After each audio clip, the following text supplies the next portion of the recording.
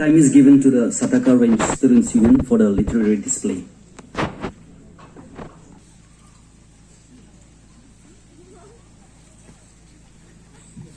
Hello, check. Good morning, ladies and gentlemen. We are honored, delighted, and thrilled this morning to stand before you representing the 18 units under the aegis of Satakha Range Students Union. The SRSU Clerisy has cooked up a little piece of literary art for you to savor and learn with I Have a Dream, a declamation on Martin Luther King Jr.'s famous speech delivered in 1963 to protest against segregation and racism in America, as our two high school students roughly outline a live art on the same, following which we hope to charm, entertain, and acculturate you with Belling the Cat, a spoken word poetry and dance written and staged by our very own literati. Enjoy the passage.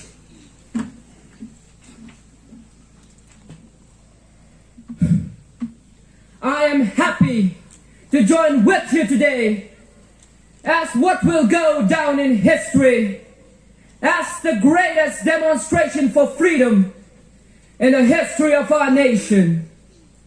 50 years ago, a great American in whose symbolic shadow we stand today signed the Emancipation Proclamation.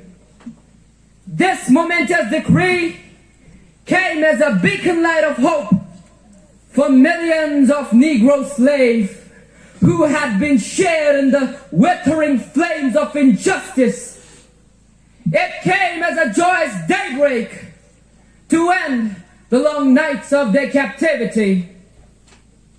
But 100 years later, the Negro still is not free.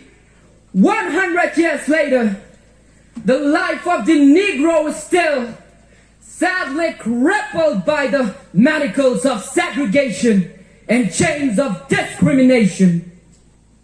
Now is the time that we make real the promise of democracy. Now is the time that we make justice a reality for all of God's children. There are those who are asking the devotees of civil rights, when will you be satisfied?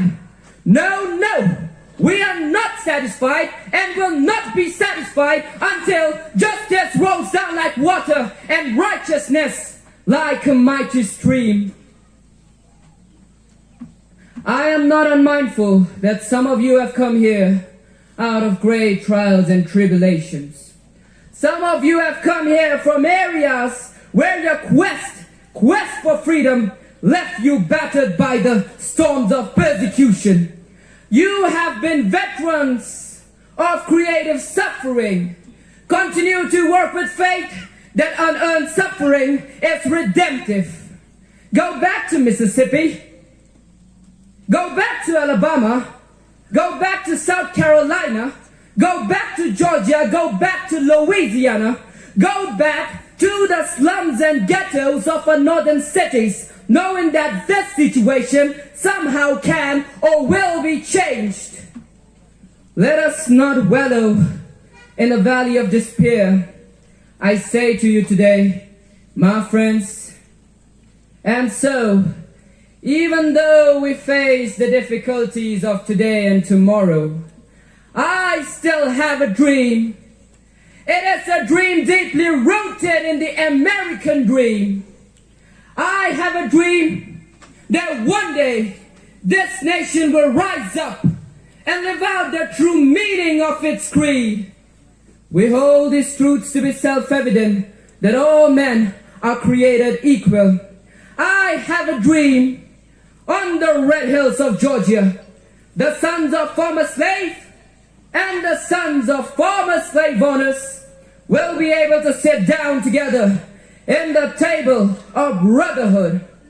I have a dream that one day, even a state like Mississippi, a state sweltering with the heat of injustice, sweltering with the heat of oppression, will be transformed into an oasis of freedom and justice. I have a dream that my 4 little children will live in a nation where they will not be judged by the color of their skin, but by the content of their character.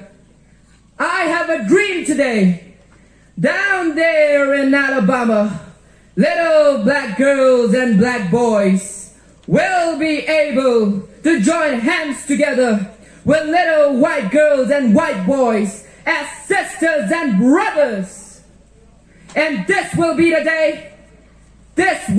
day when all of God's children will be able to sing with a new meaning. My country, this of thee, sweet land of liberty, of thee I sing. Land where my fathers died, land of the pilgrim pride. From every mountainside, let freedom ring. And if America is to be a great nation, this must become true. So let freedom ring from the prodigious hilltops of New Hampshire. Let freedom ring from the mighty mountains of New York. Let freedom ring from the heightening Alleghenies of Pennsylvania. Let freedom ring from the snow-capped Rockies of Colorado. Let freedom ring from the curvaceous slopes of California. But not only that, let freedom ring from Stone Mountains of Georgia. Let freedom ring from Lookout Mountains of Tennessee. Let freedom ring from every hill and molehill of Mississippi. From every mountainside, let freedom ring. And on that day, when we allow freedom ring, when we let it ring from every village, every hamlet, every state, and every city, we will be able to speed up that day when all of God's children, black and white men, Jews and Gentiles, Protestants and Catholics, will be able to join hands together and sing in the word of the old Negro spiritual, free at last, thank God Almighty, we are free at last. Thank you.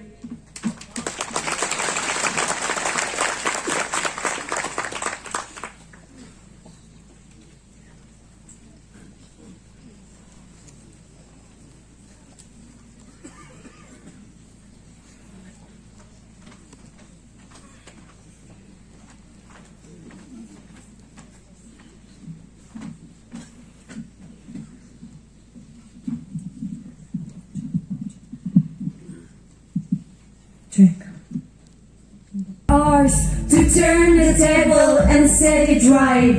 Are we going to find someone else to blame? Like every single time we talk about fostering equitable progress, like it's a piece of cake ready to cut and eat.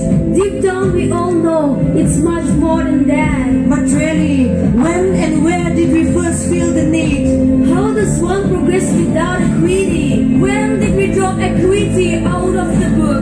Or is it just an old pair of good shoes that simply needs polishing? They say to stop pulling people out of the river, we need to go upstream and find out why they're falling in. But who will take us upstream? For plants to grow, we need soil, air, light and water. For animals to grow, they need food, air, water and shelter. And for a person to grow, we need much more than plants and animals.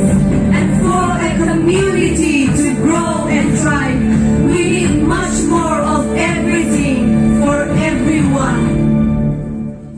How can we dream to be the best and grow when one of our brothers is dragged to serve another? How can we dream to be the best and grow when one of our sisters is crying for justice? How can we dream to be the best and grow when one of our own is raped and killed? How can we dream to be the best and grow when many of our own suffer from injustice and corruption? When we cannot find solace in humanity or comfort in religion, who do we blame? Who is guilty? Who is at fault? The grass is never greener on the other side. The grass is green where we water. To see our fields green again, to savor the fruits of golden harvest, we must sprinkle our world with seeds honesty, of integrity, and fairness, and everything honorable. And do better to go and so than those of us here today.